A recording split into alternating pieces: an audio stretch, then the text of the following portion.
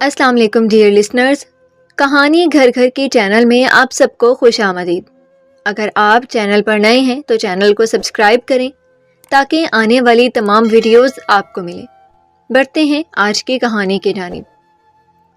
میں نے اپنی زندگی میں بہت سی باہمت خواتین دیکھی ہیں، لیکن آج جس خاتون کی میں آپ کو کہانی سنانے جا رہا ہوں وہ ہمت اور حوصلے میں بے مثال نکلی ہے۔ جب وہ آفس میں پہلے دن آئی تھی تو ہم سب نے سمجھا کہ وہ ایک قواری دوشیزہ ہے۔ وہ انتہائی خوبصورت، معصوم اور حسین لڑکی تھی۔ اس نے اپنے کام کی صلاحیت سے جلد خود کو ایک قابل لڑکی منوایا، لیکن اکثر وہ ہمیں اپنے باس کی وجہ سے کافی پریشان نظر آتی تھی۔ ہمارے آفس کا ایک اصول تھا کہ ہر 6 ماہ بعد ملازمین کی جگہ بدلی جاتی تھی۔ ایک بار وہ میرے ساتھ آ کر بیٹھی۔ اس عرصے میں نے اس کو جانا اور اس کی حقیقت جان کر میں دنگ رہ گیا۔ وہ جو ہر وقت خاموش اور اپنی دنیا میں مگن رہتی تھی، جب میرے قریب آ کر بیٹھی تو ہمیں ایک دوسرے کو جاننے کا موقع ملا۔ مجھے وہ اپنے کام کرنے کے انداز اور عادت سے ایک بہترین لڑکی معلوم ہوئی۔ شروع میں تو وہ مجھ سے بہت ہی کم بات کرتی تھی، لیکن پھر شاید اس کو میری فطرت کا بھی اندازہ ہوا تو وہ کچھ عرصے کے بعد مجھ سے گھلنے ملنے لگی۔ ایک دن تو میری حیرت کی انتہا نہ تھی جب میں نے اسے پوچھا کہ سارا شادی کا کیا ارادہ ہے، تو وہ ہلکا سا مسکرا کر بولی، کیا مطلب سجاد، یہ کیا مذاق کر رہے ہو؟ تمہیں نہیں پتا کہ میں شادی شدہ ہوں؟ اس کا یہ کہنا تھا کہ میرے تو ہوش ہی اڑ گئے۔ کیا کہہ رہی ہو، تم میرڈ ہو؟ ہاں تو اور کیا، شادی کو 5 سال ہو گئے الحمدللہ۔ یار نہ کرو اتنا فضول مذاق، پر تم میرڈ نہیں لگتی، اور نہ آج تک تم نے اپنی شادی شدہ زندگی اور اپنے شوہر کے بارے میں بتایا۔ ہم سب تو تمہیں کواری سمجھ رہے تھے، لیکن یہاں تو سین ہی کچھ اور ہے۔ وہ مسکرا دی۔ ہاں تو اچھی بات ہے نا، اپنی عمر کے مطابق نہیں دکھتی، یہ اچھی بات ہے، مگر شوہر کا تذکرہ نہیں کیا کبھی؟ کہیں خدا نہ خواستہ طلاق یا؟ نہیں ایسا کچھ نہیں ہے، بس آفس میں کام کی حد تک ہیں ہم سب، اس لیے کبھی خود کا تفصیلی تعارف نہیں کرایا کسی کو۔ صحیح ہے۔ میں خاموش ہو گیا اور دل میں سوچنے لگا کہ یا خدا، کیا عجیب واقعات ہو رہے ہیں میرے ساتھ۔ بہت وقت کے بعد کسی لڑکی کو ہمسفر بنانے کا سوچا تھا اور وہ بھی شادی شدہ نکلی۔ کیا ہو جاتا اگر وہ میرے لیے بنی ہوتی؟ خیر، کچھ وقت تک ہم معمول کی گپ شپ کرتے رہے۔ ایک دن سارا اپنے کام میں گمسم سی لگی رہی تھی۔ میں نے پوچھا، خیر تو ہے؟ آج کچھ پریشان لگ رہی ہو؟ تو اس کی آنکھوں میں آنسو اتر آئے۔ کہنے لگی، نجم، اللہ ہم اچھے لوگوں کے امتحان کیوں کم نہیں کرتا؟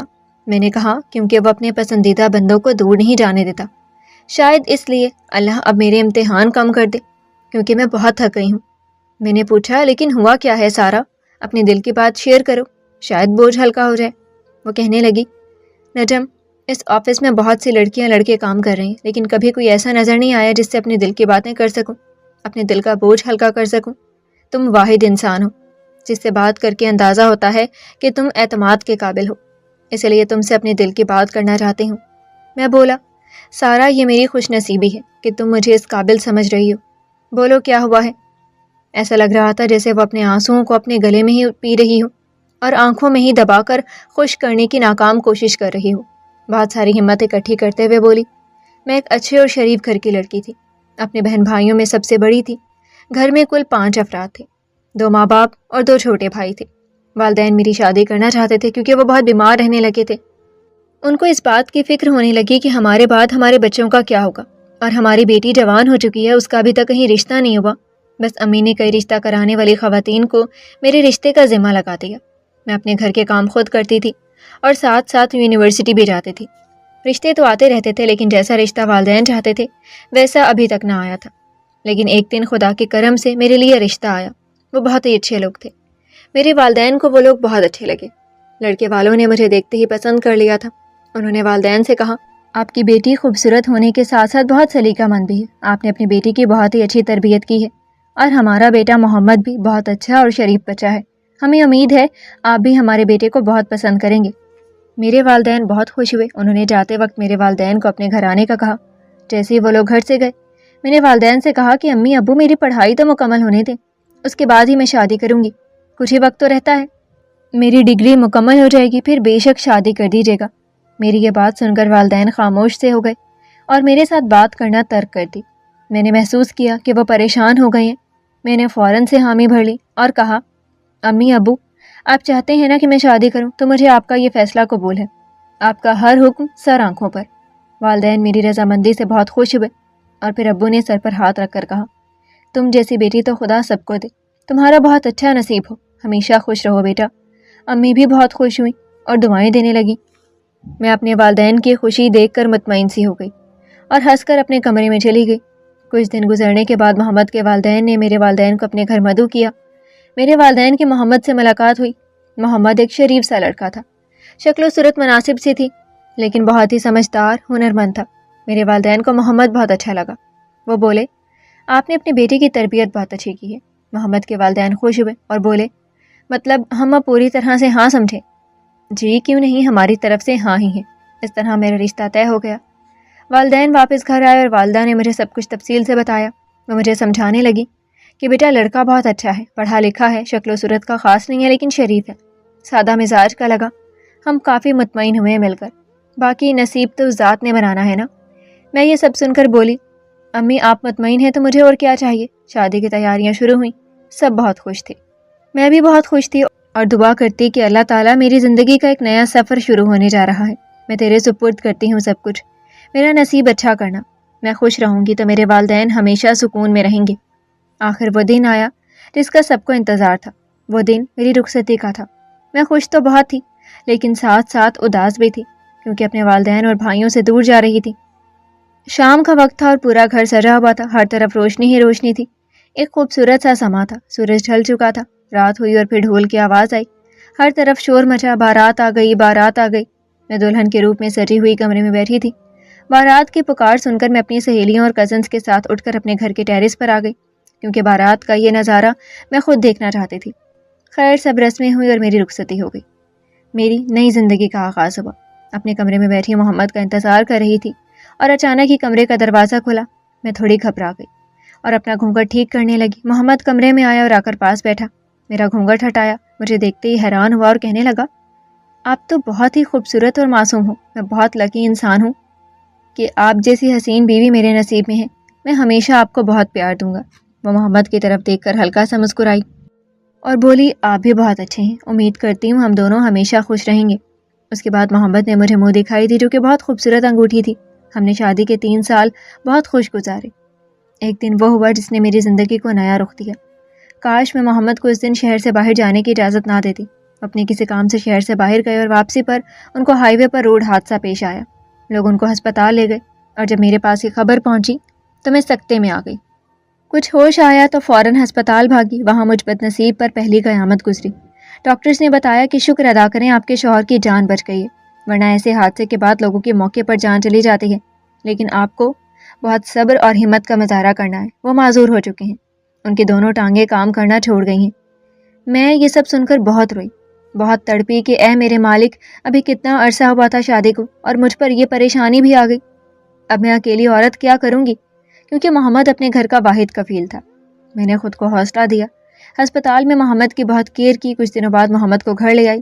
محمد کی والدہ مجھے تانے دینے لگی کہ تم اتنی تو منحوس ہو، ہمارے جوان بیٹے کو کھا گئی ہو۔ میں یہ سب سن کر بہت روتی اور تکلیف میں آ جاتی کہ اس میں میرا کیا قصور ہے، میری وجہ سے تو نہیں ہوا یہ حادثہ۔ محمد اب ساری زندگی کے لیے معذور تھا، وہ صرف اپنے بستر پر اٹھ بیٹھ سکتا تھا۔ اس کو واش روم تک میں لے جاتی تھی، نہلاتی، کھانا کھلاتی، اس کی ہلکی ورزش کرتی، جتنی خدمت کر سکتی تھی میں نے کی۔ محمد کی حالت میں بہتری آنے لگی، لیکن وہ جسمانی طور پر معذور ہونے کے ساتھ ساتھ ذہنی طور پر بھی بہت اکتا گیا تھا۔ وہ بہت چڑچڑا سا ہو گیا تھا، میری نارمل بات کا جواب بھی اکتا کر غصے سے دیتا تھا۔ میں اس کی حالت سمجھ سکتی تھی، کیونکہ ایک جوان مرد جب اپنی بیوی کے سہارے پر آ جائے تو اس کی حالت ایسے ہی خراب ہوگی جیسے محمد کی ہو گئی تھی۔ اب میں روز محمد کے الگ الگ موڈ برداشت کرنے لگی اور ساتھ ہی اس کی والدہ کی جلی کٹی باتیں بھی۔ میرے سسر بھی ان کا دیکھا دیکھی عجیب عجیب باتیں کرتے کہ نصیب اچھے نہ ہوئے ہمارے بچے کے۔ گھر کے حالات دن بدن بگڑ رہے تھے۔ محمد بستر پر پڑا تھا، وہ بھی تکلیف میں تھا کہ اللہ نے کیسی آزمائش میں ڈال دیا۔ میں نے گھر کی حالت دیکھتے ہوئے فیصلہ کیا کہ اب میں نوکری کروں گی اور اس گھر کو چلاؤں گی۔ اس بارے میں نے محمد سے بات کی، وہ منع کرنے لگا کہ تم کیسے باہر اس دنیا کا مقابلہ کرو گی۔ میں نے کہا، محمد تمہاری دوائیوں کے لیے پیسے چاہیے، تمہارے والدین اس عمر میں ہیں کہ وہ اب کما نہیں سکتے، تو کیا کریں ہم سب؟ کیا ایسے بیٹھے بیٹھے منو سلوا کا انتظار کریں؟ مجھے کچھ تو کرنا ہوگا نا، اور اس میں تمہاری اجازت لازمی ہے۔ وہ گھبرا سا گیا، کہنے لگا، سارا تم صحیح کہہ رہی ہو، پر یار باہر دنیا بہت نیچ ہے، میں پریشان ہو رہا ہوں کہ اب میں اس حال میں پڑا ہوں، میری بیوی باہر نکلے گی، کمائے گی، ہم سب کو کھلائے گی، تو تم کب تک میرے ساتھ ایسے جڑی رہو گی؟ آخر کسی دن تمہیں کوئی مرد اپنی شریک حیات بنا کر لے جائے گا اور محمد یہاں ایسے ہی پڑا رہے گا۔ بس اس وقت کو سوچ کر کانپتا ہوں کہ کیسے اپنی بھولی سی معصوم سی حسین سے سارا کو باہر اس گندی دنیا کے سپرد کر دوں۔ میں نے محمد کو بہت تسلی دی کہ تم میرے شوہر ہو، میرے وہ شوہر جو مجھ سے ہمیشہ پیار کرتے رہے، مجھے لاڈ دیتے رہے۔ اب میں تمہیں چھوڑ کر کیسے جا سکتی ہوں؟ مجھ پر بھروسہ رکھو، تمہیں تمہاری سارا کبھی دھوکہ نہیں دے گی۔ یہ بات سن کر اس نے گہرا سانس لیا اور میری آنکھوں میں آنکھیں ڈال کر ایک یقین سے دیکھنے لگا کہ اب میں صرف تمہارے سہارے ہوں، مجھے مت چھوڑنا پلیز۔ یہ بات بتاتے بتاتے سارا مکمل طور پر ماضی میں ڈوب چکی تھی۔ اب وہ بے اختیار رونے لگی۔ میں نے جلدی سے پانی کا گلاس آگے کیا اور ٹیشو دیا کہ یہ لو، اپنے آنسو صاف کرو اور پانی پی کر خود کو ریلیکس کرو۔ میں نے اسے حوصلہ دیا کہ تم بہت بہادر لڑکی ہو، تم جیسی لڑکیاں بہت کم ہیں اس معاشرے میں۔ وہ ہنس پڑی۔ نجم، لڑکی نہیں عورت بولو۔ ہم دونوں مسکرا پڑے۔ جب وہ تھوڑی بہتر ہو گئی تو میں نے کہا آگے کیا ہوا؟ وہ بولی بس پھر وہی پریکٹیکل زندگی کا آغاز ہوا۔ زندگی ہوتی کیا ہے، یہ دنیا، یہ لوگ کیسے ہیں، یہ سب اس پریکٹیکل زندگی میں آنے کے بعد پتہ چلا۔ میں نے اپنی سی وی بنوا کر ہر جگہ پھیلا دی۔ ایک چھوٹے سے آفس سے جاب کے لیے کال آئی، وہاں چل دی۔ صبح جلدی اٹھ کر ناشتہ بنایا، سب کو کھلا کر آفس پہنچتی۔ آفس کا سخت ماحول دیکھ کر گھبرا گئی۔ بہت ہمت کر کے کام سیکھا، ہر طرح کے انسان کو فیس کیا۔ ہمارے گھر کے حالات کچھ بہتر ہو گئے، لیکن کچھ وقت کے بعد آفس میں باس نے مجھے ذلیل کرنا شروع کر دیا۔ وہ غلط تعلق چاہتا تھا، میں نے انکار کیا تو مجھے ذلیل کرنے پر آ گیا۔ محمد کو یہ سب شیئر نہیں کر سکتی تھی کیونکہ وہ میرا شوہر تھا اور اب تک زخمی شیر تھا، کیا کر لیتا میرے لیے۔ میں نے وہ آفس خاموشی سے چھوڑ دیا اور پھر در بدر نئی جاب کے لیے دھکے کھاتی رہی۔ 1 سال سے زیادہ کا تجربہ تھا، پھر ایک اور جگہ جاب ملی۔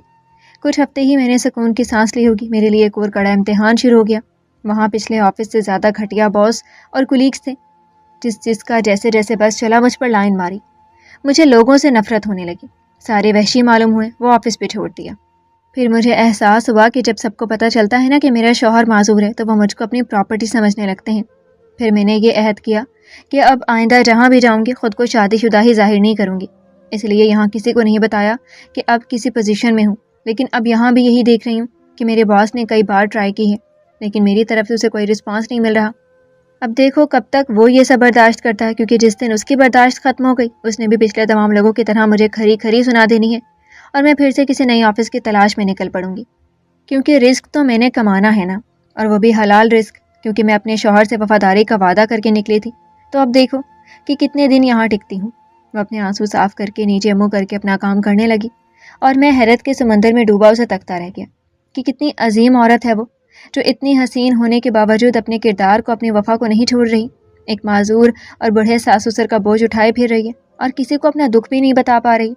میں نے اس کی شرافت پر ایک ٹھنڈی آہ بھری۔ یہ دیکھ کر وہ کہنے لگی کیا ہوا، تمہیں بھی پریشان کر دیا نا میں نے؟ پلیز میری یہ کہانی آفس میں کسی سے ڈسکس نہ کرنا۔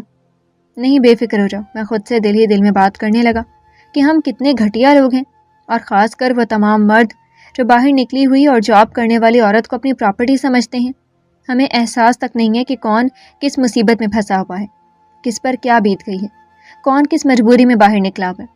ہمیں کوئی اندازہ نہیں ہے کون اپنی جنگ کیسے لڑ رہا ہے، ہمیں کچھ معلوم نہیں، لیکن ہم ہر بار نکلنے والی عورت کو اپنی ملکیت سمجھنے لگ جاتے ہیں اور اس کو پانے کی ہر ممکن حد تک کوشش کرنے لگتے ہیں، چاہے ہماری ان حرکتوں سے اس بیچارے کو کتنا نقصان ہی کیوں نہ پہنچے۔ اب میں نے بھی تو دل میں اسے اپنانے کا فیصلہ کیا تھا۔ اس کی یہ باتیں سن کر میں دل میں خود ہی شرمندہ ہو گیا کہ اتنی بڑی بات کے بعد میں اسے ہرگز یہ بات نہیں کر سکتا، کیونکہ رہا سہا میں ہی ایک مرد بچا ہوں اس کی نظر میں جس نے کبھی اسے یہ والی تکلیف نہیں دی۔ ہمارے معاشرے میں خواتین کے لیے ہیراسمنٹ بہت بڑھ گئی ہے۔ میں یہ نہیں کہتا کہ کسی کو نیک اور حلال مقصد کے لیے پرپوز نہ کریں، لیکن اتنا ضرور کہوں گا کہ جو لڑکیاں آپ کو خاموش، شریف اور اپنے کام سے کام رکھنے والی ملتی ہیں تو خدا را ان کو اپنے حال پر خوش رہنے دیں۔ جو اپنی عزت خود ہی بیچنا چاہتی ہیں ان سے اگر آپ دل لگی کرتے ہیں تو کریں، یہ آپ کا اور خدا کا معاملہ ہے۔ لیکن جو لڑکیاں اور عورتیں اپنی عزت نیلام نہیں کرنا چاہتی، خدا را ان کی زندگی میں مزید پریشانی مت لائیں۔